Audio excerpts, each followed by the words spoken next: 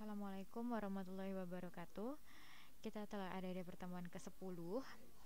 Ibu akan membahas terkait dengan validitas dan reliabilitas ya, teman-teman semuanya. Yang pertama adalah uji validitas.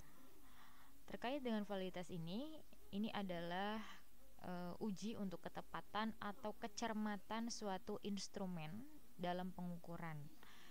Dalam pengujian instrumen pengumpulan data, validitas ini dibedakan menjadi validitas faktor dan validitas item. Untuk validitas faktor, diukur bila itemnya yang disusun menggunakan lebih dari satu faktor. Ya, antara faktor satu dengan yang lainnya ada kesamaan. Pengukuran validitas faktor ini dengan cara kita mengkorelasikan antara skor faktor penjumlahan item dalam satu faktor dengan skor total faktor atau total keseluruhan faktor. Nah, untuk uji validitas ini dan reliabilitas itu bisa dilakukan dengan berbagai cara ya. Nah, nanti akan Ibu bahas pengukuran validitas item dengan cara mengkorelasikan antara skor item dengan skor total item. Dan validitas item ini ditunjukkan dengan adanya korelasi atau dukungan terhadap item total atau skor total. Bila kita menggunakan lebih dari satu faktor, berarti pengujian validitas item dengan cara mengkorelasikan antara skor item dengan skor faktor. Kemudian dilanjutkan mengkorelasikan antara item dengan skor total faktor, penjumlahan dari beberapa faktor. Dari hasil perhitungan si korelasi ini nanti kita dapat suatu koefisien korelasinya ya, yang digunakan untuk mengukur tingkat validitasnya. Validitas dari suatu item dan menentukan apakah suatu item ini layak atau tidak untuk kita gunakan. Dalam menentukan layak atau tidaknya suatu item yang digunakan, biasanya digunakan uji signifikansi valid. Jika berkorelasi signifikan terhadap si skor total. Nah, teknik pengujian pada SPSS ini memang sering digunakan. Untuk validitas, kita bisa menggunakan dengan korelasi bivariate percent atau product moment percent dan correct item total correlation. Nanti makanya Ibu sudah sampaikan ke kalian dari jauh-jauh hari untuk mendownload gitu ya SPSS sesuai dengan laptop kalian masing-masing, bisanya SPSS berapa, karena untuk menguji validitas dan reliabilitas ini. Nah, ini untuk rumusnya bivariate percent korelasi product moment percent. Nah, analisis ini dilakukan dengan mengkorelasikan masing-masing skor item dengan skor total. Nanti akan Ibu kasih tahu kalau kita menggunakan SPSS seperti apa ya di videonya. Nanti Ibu akan praktekkan ke kalian. Ini untuk rumus secara manualnya. Kalau misalkan dengan menggunakan SPSS tentunya sudah tidak menggunakan rumus lagi, jadi tinggal masukin aja angka-angkanya atau nominalnya. Skor total adalah penjumlahan dari keseluruhan item. Item-item pertanyaan yang berkorelasi signifikan dengan skor total menunjukkan item-item tersebut mampu memberikan dukungan dalam mengungkap apa yang ingin diungkap. Rumus korelasi product moment dari person yang digunakan sebagai berikut. Nah, yang pertama ada RXY, koefisien korelasi antara variabel X dan Y. Kita bisa bilang R, koefisien korelasinya ya. N itu adalah jumlah respondennya kita berapa. Sigma X itu adalah jumlah daripada skor butir soalnya. Nah, kemudian sigma Y jumlah skor total soalnya. Kalau sigma X pangkat 2 jumlah dari skor kuadrat butir soalnya. Ya, jadi dikuadratkan gitu ya. Sigma X sigma Y pangkat 2 jumlah skor total kuadrat butir soalnya. Ya, total kuadrat yang satu kuadrat butir soal. Kemudian nilai R atau produk momennya dicocokkan dengan yang ada di tabel produk momen. Taraf signifikansinya biasanya adalah 5%. Maka butir soal tersebut bisa dikatakan valid. Nah, untuk menguji kevalidan dan reliabilitas kuesioner, nah, kevalidan itu sebuah alat ukur yang ditunjukkan dari kemampuan alat ukur tersebut mampu mengukur apa yang seharusnya diukur. Yang pertama adalah validitas eksternal. Validitas eksternal, ya, yang pertama yang harus kita tahu, instrumen yang dicapai bila data yang dicapai sesuai dengan data atau informasi lain mengenai variabel penelitian yang kita maksud. Nah, dari instrumennya atau angketnya apakah sesuai atau enggak dengan variabel penelitiannya kita, ya.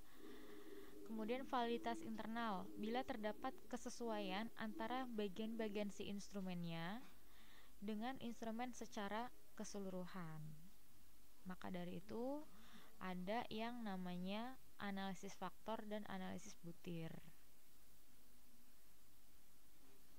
Kriterianya apa? Untuk koefisien korelasi produk momennya harus melebihi 0,3, ya. Ini menurut Azwar, ya, Sugiono.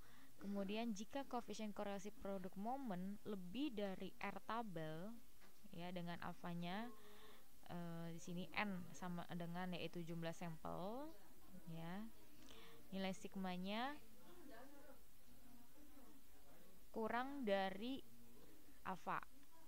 Nah,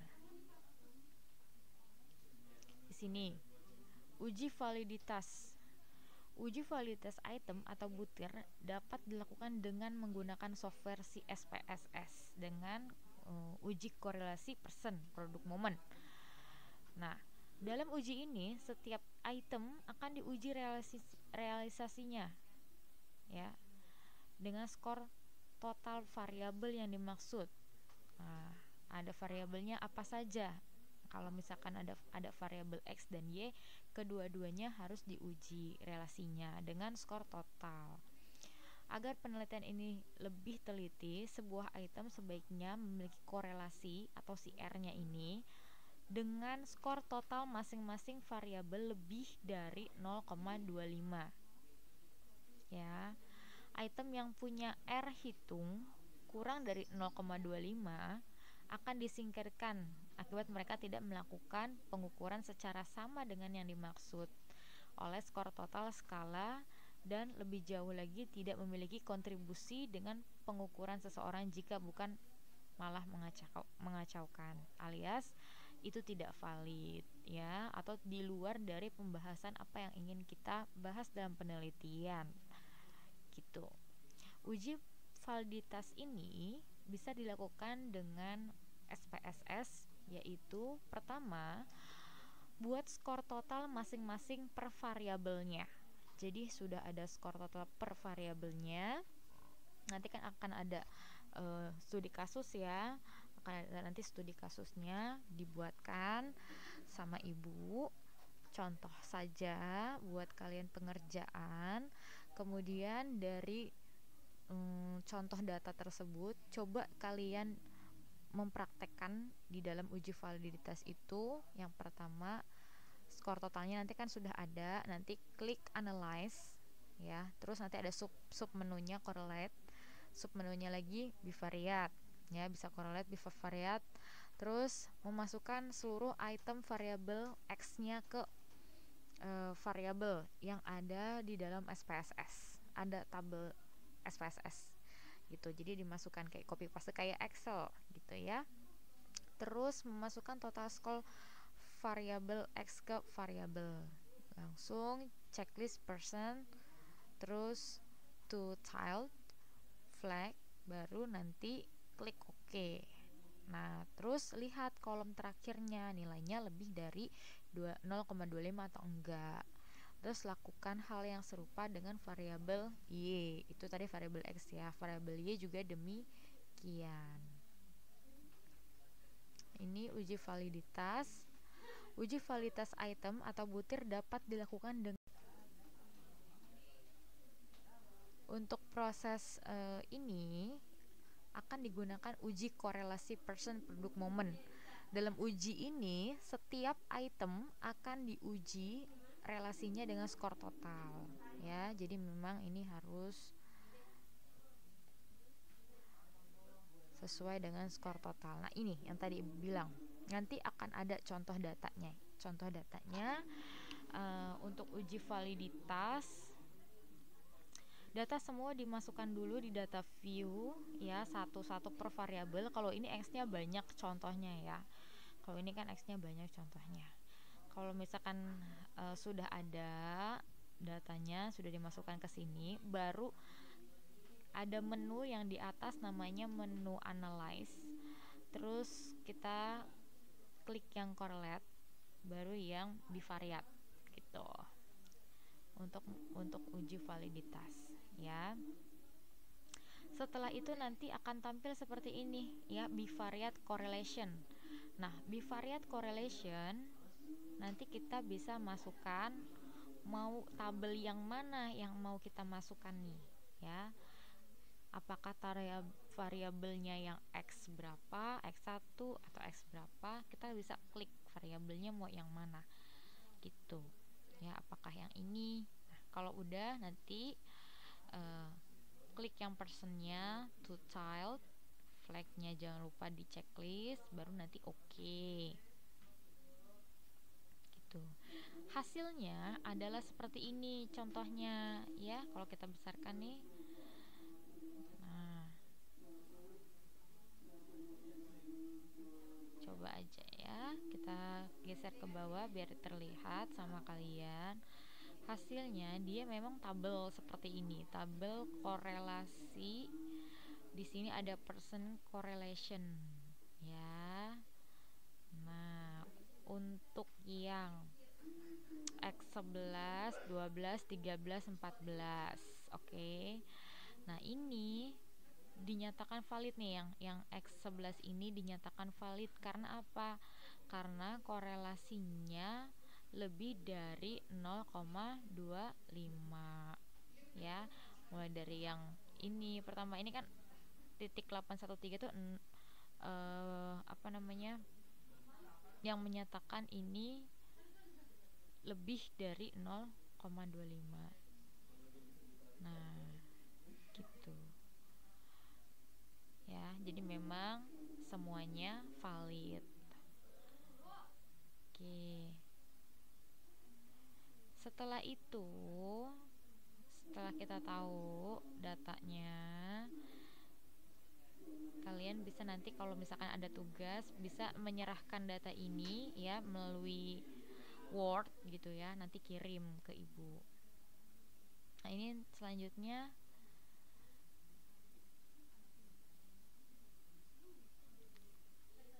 nah, untuk cara uji validitas yang X2. Kalau tadi kan X1, sekarang yang X2 juga demikian sama ya. X2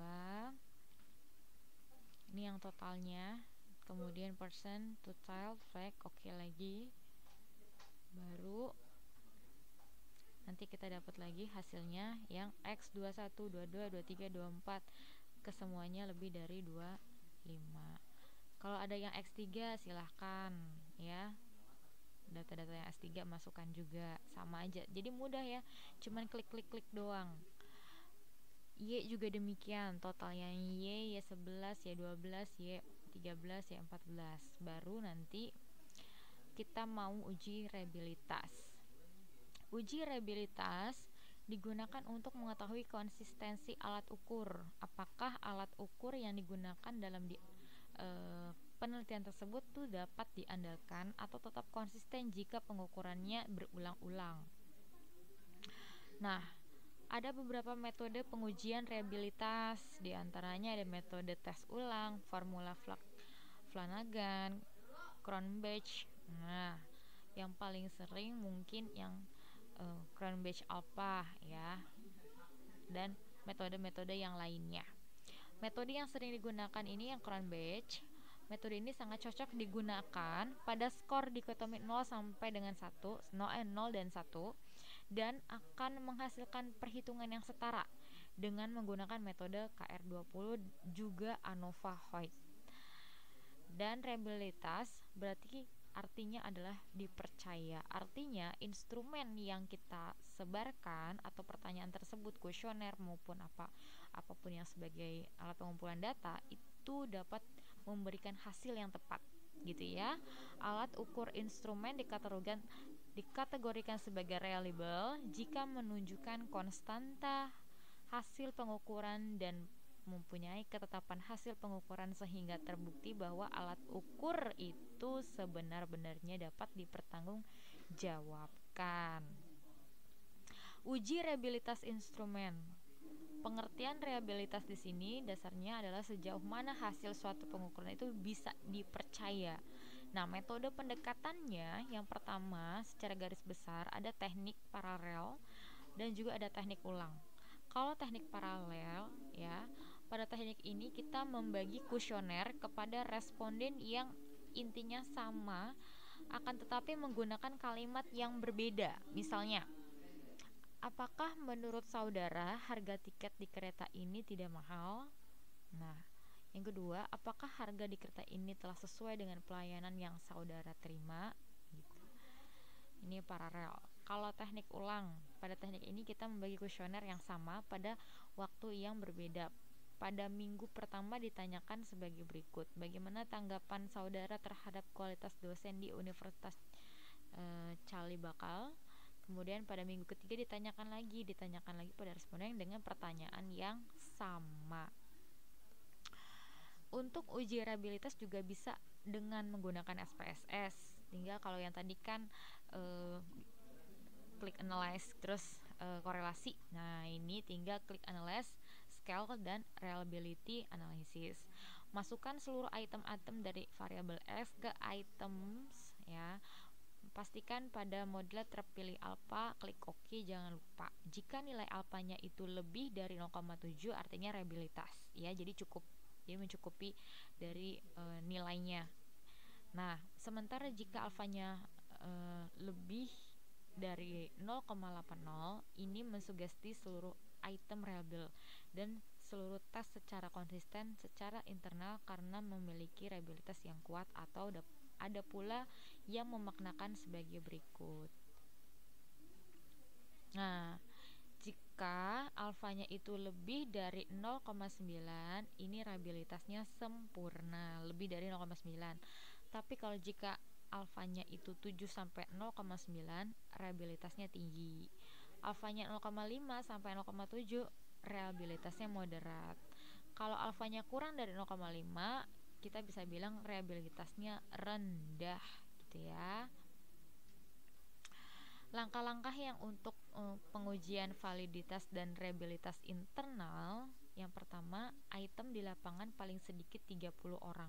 Paling sedikit 30 orang responden. Nah, ini batas sampel besar dalam statistik. Tabulasi data yang telah masuk, jadi semua data sudah ada ya, sudah X1 berapa, X2-nya berapa, Y-nya berapa, kayak gitu. Skor totalnya juga udah ada, skor total. Nah, baru nanti kita bisa menguji validitas sama reliabilitasnya. Gitu ya. Nah, untuk mencari reliabilitas yang tadi, kalau kita besarkan nih, ya, ini kan ada tabel kayak tadi tuh yang analyze, ya, analyze-nya bisa kita klik. Habis analyze, kita bisa cari yang scale. Habis scale, nanti kita masukkan yang ini nih, reliability analysis gitu. Nah, kemudian untuk reliabilitas yang X1 kita masukkan ke skor total yang X1 itu berapa ya, masukkan. Jangan lupa ini modelnya alpha gitu. Item-itemnya jangan lupa dipilih ya. Baru nanti klik OK. Baru nanti terlihat di hasil outputnya seperti ini. Nah, kalau yang tadi kalau udah tampil ya, udah tampil hasil-hasilnya seperti ini, kita bisa menilai dari nilai alfa-alfanya gitu ya. Begitu juga dengan reliabilitas yang X1, S2 dan semuanya harus satu-satu gitu. Nah, ini juga sama reliabilitas. Nah, cuman ini salah, harusnya dia tinggi karena 835 0835 tinggi ya. Ini salah, reliabilitas bukan reliabilitas moderat, tapi reliabilitas tinggi. Nah, mungkin itu aja untuk kita prakteknya, akan ada di video selanjutnya ya. Nanti mungkin nanti pada saat pengeditan Ibu akan masukkan ke sini juga atau tidak gitu. Oke. Nanti kalau misalkan masukkan ke sini berarti jadi satu di sini untuk kita lihat SPSS-nya. Biar kalian bisa praktek juga di komputer kalian masing-masing di rumah. Gitu ya. Nanti Ibu akan siapkan juga datanya yang mungkin akan kalian masukkan sebagai contoh saja ya. Udah, itu aja yang dapat Ibu sampaikan. Kurang lebihnya mohon maaf. Wassalamualaikum warahmatullahi wabarakatuh.